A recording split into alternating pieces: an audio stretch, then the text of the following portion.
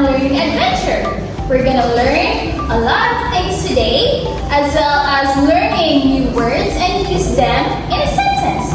Are you ready to learn?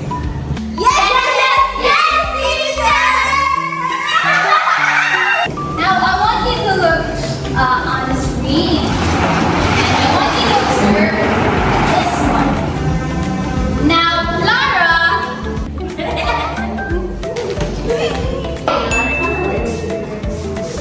Very good, Lara. Now, what about Christina? What did you say about them? Is it an apple, teacher? An apple? Yes, precisely. Very good. Next time, what is the color of the apple? It's called red, teacher. Color red, very good. That's what Lara said. Now, Anna, do you have any color that would change this apple? Teacher? That suits the apple. Have you seen an apple in a different color? Yes, teacher. I can see a color green apple, teacher. An apple is yummy and healthy. Picture cues help learners identify words based on images, which helps reinforce word meaning associations. This method is useful for visual learners and beginners. It improves memory retention and recognition of vocabulary. Now, here's my instruction. I want you to look at this set of pictures and I want you to determine the difference within these pictures. Like, look for the odd one. Who among this picture is different from one another? Yes? Now, in determining the odd one of this picture, you will be given 5 seconds to find that odd picture. Am I understood? Yes. Alright, now your 5 seconds starts now. Alright, time's up. Now, Sheila, what is the answer? I think teacher is an apple because apple is my favorite. Apple is your favorite. Now, let's take a look if you got the answer. Okay, teacher. Alright, here's the odd picture within the sentence. It's a rabbit. Oh no, teacher, I'm wrong. Yeah, I'm sorry, but the answer for that is cabbage. Why? Because cabbage is a vegetable. Now, the remaining pictures there are apple, the mango, and then the banana. They are different kinds of fruits. Okay, teacher. Alright, am I understood on this? Yes. Very good. Now, moving on to the next, to our next picture. Now, before we continue with the discussion, now, Laura, can you please set aside your food for a while? Oh no, Laura. Sorry. It's okay, Laura. You can just take your food later afterward. No, Alright. Laura. Now, I want you to answer our next set of pictures. So, which picture do you think is the odd one? Sure. I want Lara to answer the question first, Nigel, and then I'll ask you. Alright, Lara. I think it's sink. It's saying, why do you think so? Because I think all of the other pictures are part of the house. It's The the same house. is a different one. Yeah. Usually you can find the sink in the kitchen, right? And when you see a sofa, table, and a bed, usually it is in the living room, or as per the bed, it is in the bedroom, right? So it's inside the house. Though sink is inside the house, however, it is located in the kitchen, and usually this is where we wash our hands, our dishes, so we tend to wet our hands. While in this different picture, this is where we can sit, we can lie down, we can do everything that we want, without wetting our hands, right? Yeah. Alright, very good answer, Lara Bell. Finding the odd one out helps students analyze a list of words and identify the one that does not fit in the group. This helps develop logical thinking and categorization skills. It enhances vocabulary understanding by distinguishing word relationships. Moving forward to our next discussion is this. We are going to translate English words into Filipino words. First, we have the English word head. Now, what is the Filipino word for that? Anna, do you know what is the answer? Teacher. Okay, teacher. I think head is ulo, teacher. Let us find out, Anna. Now, the Filipino word for head is ulo. Very good! Alright, here's another example. Now, we have here the English word for table. Now, Saizil, do you know what is the Filipino translation for the English word table? Mesa, teacher. Very good, Saizil. Wow! Here's our last example. Sheila, do you know what is this? Yes, teacher. This is a chair. Now, what is the Filipino word for chair? Teacher, I think it is upuan. Upuan. Yes, Sheila. Yes! Thank you, teacher. Mother tongue equivalents help learners match words in the target language to their native language translations. This helps measure comprehension and bridge linguistic gaps. It strengthens vocabulary by linking familiar concepts with new words. We are now down to the fourth subtopic of vocabulary recognition test. We are going to guess the opposite word for a specific word. First, we have the word strong. Now, can you show me what a strong person looks like? Like this, teacher. Wow, this is strong. What do you think is the opposite word for strong? Weak, teacher. Alright, let us find out. The opposite of strong is weak. Now, can you show me what a weak person looks like? Like this, teacher.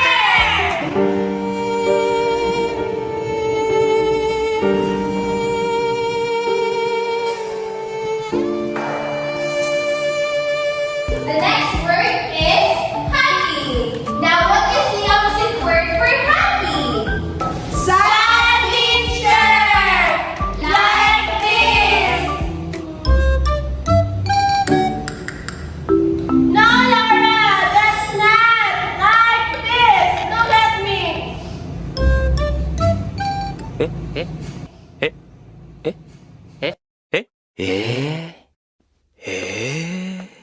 Alright, let us all find out. The opposite of happy is sad. So, the opposite word for happy is sad. Knowledge of opposites helps students identify antonyms for given words, testing their understanding of contrasts. Recognizing opposites improves vocabulary range and comprehension. This method also enhances the ability to describe situations with precision. Now, I'll be showing you a video class and I want you to listen carefully on what the video all about as I'll be asking questions later on. Am I understood? Yes. Alright, the video starts now. Prefixes. I'm Matt Duff, the prefix fan, and these are the pieces of my prefix puzzle. I fasten a prefix to the beginning of a word and change its meaning. Let me show you how I do it. Take the word do, for instance. I'll use my first piece of the puzzle here. It has the prefix un. Let's attach un to do. Do becomes undo. That's funny, isn't it? Every prefix has a meaning. The prefix un means not or the opposite of. Let's change a few more words using un. Happy becomes unhappy when you add un to it. Tie becomes untied. Tidy turns into untidy. And lock changes to unlock. Now we have the prefix word un. And if we add that to the main word which is happy, it will become unhappy. Which means to say that unhappy happy. And happy is also mean or also refers to sad. Now, can you give me another example of the opposite of the word lucky if you use or add the prefix word un? It's unlucky. Prefix word combination help learners attach prefixes to base words to form new words. This test understanding of word formation and meaning shifts. It helps expand vocabulary by recognizing how prefixes alter definitions. Proceed to the yes or no questions. Now, this is a piece of cake for you since I will be asking you some questions and you only need to answer whether it's a yes or a no. Am I understood on this? Yes, teacher. Alright, now for the first question. Now, I have here a ribbon. Am I wearing a white ribbon?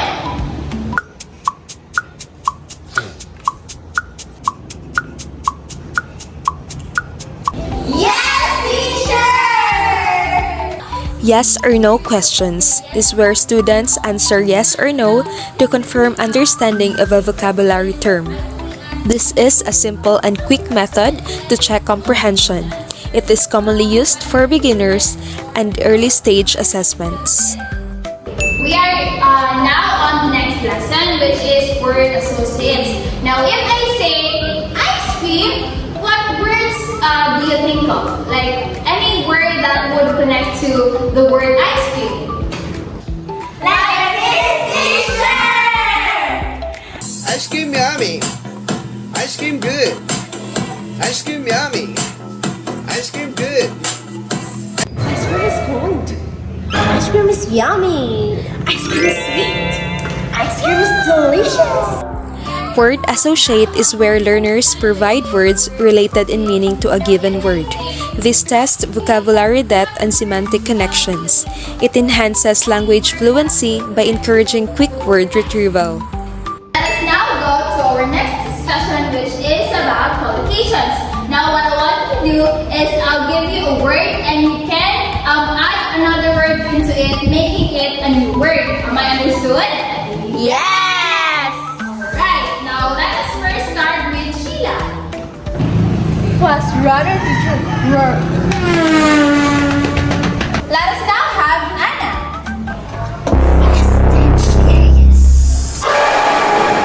Next is Lara. Fast learner. And lastly, Sanzil. Collocations help students identify words that naturally appear together, such as strong coffee instead of powerful coffee. This improves accuracy in word usage and natural sounding speech. It helps learners recognize patterns in language. We are now down to sentence completion. Now what I want you to do is to fill in what I'm asking for. So for example, I am playing.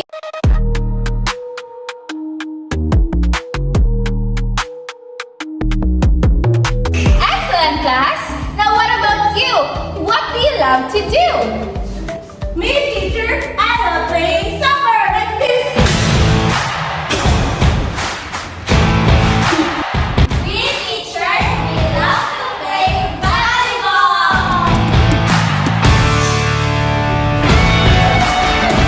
Teacher, I just want to say that quit playing games with my heart, with my heart, with my heart. Now we are on the next topic, which is defining some words. For example, I have a phone here. What can I say about this phone? A phone is something that you can use in communicating your loved ones or other people from far or from abroad or anything that is far from you. How about the words ball and bicycle? Can you describe these words? Yes, Clarabelle. A ball is a round thing that you can play and it will bounce back and forth.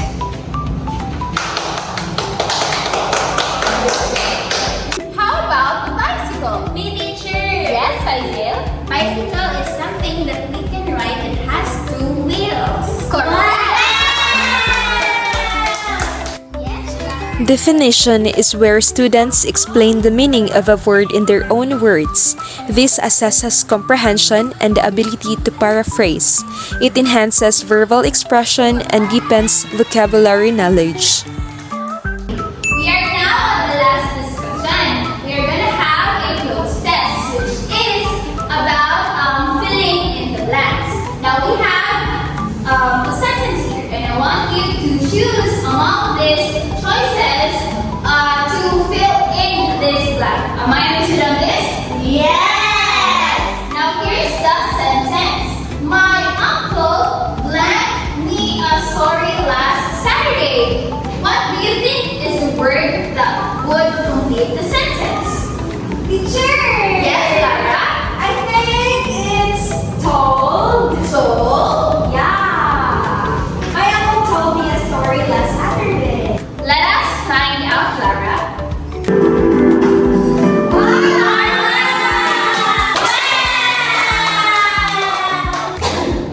Now, you are correct with that, Lara. The answer is letter A, told. That would be my uncle told me a story last Saturday. Now, it is because it happened before or on last Saturday. So, that is the word that would complete our sentence.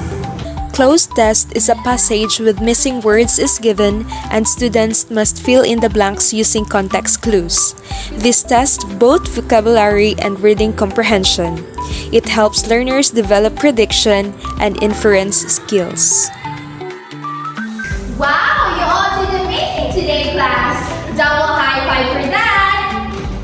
We learned new words today and we had so much fun, right? Yes!